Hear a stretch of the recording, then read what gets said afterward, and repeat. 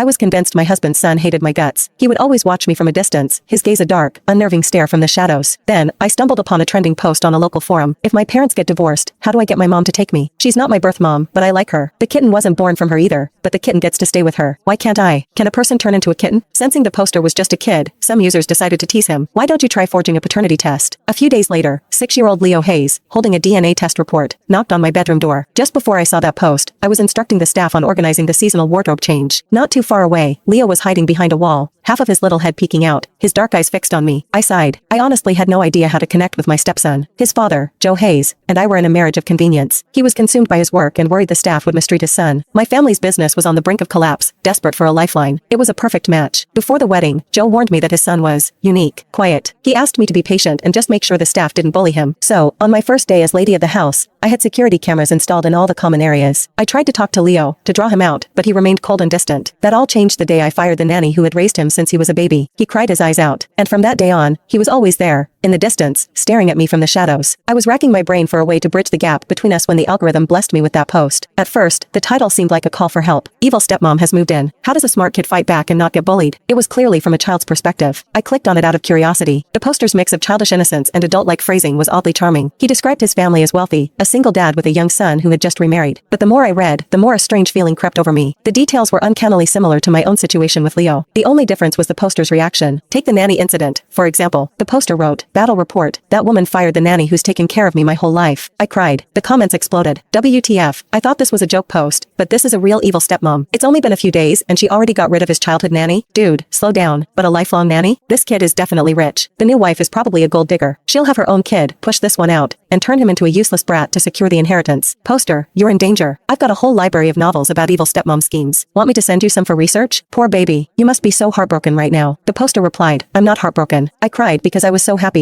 That horrible nanny is finally gone. She never let me dress myself. She even insisted on spoon-feeding me, going on about how I was a precious little prince born to be pampered. Before that woman arrived, the nanny kept bad-mouthing her and telling me how much better her own niece was, how she'd be a much better fit to take care of me. It was so annoying. I told her to stop, but she never listened, so I gave up. I'm so glad that woman got rid of her." Someone asked why he didn't just tell his dad. The poster, "Dad is really busy. I don't want to be a burden. I have to be considerate." Reading that, my heart ached a little. The other users were flooded with sympathy. Then, one user commented, "This sounds a bit off. Is it possible the stepmom saw what was happening and fired the nanny to help you? So the stepmom is actually a good person? Let's not get ahead of ourselves. It could have been a villainous plot that backfired and accidentally did some good." The poster, "I don't know if she's a good person. She makes me dress and feed myself now. She doesn't even care that I'm a picky eater. My old nanny would always force me to eat my celery. Today, she just watched me pick it out and didn't say a word." A user replied, "You're too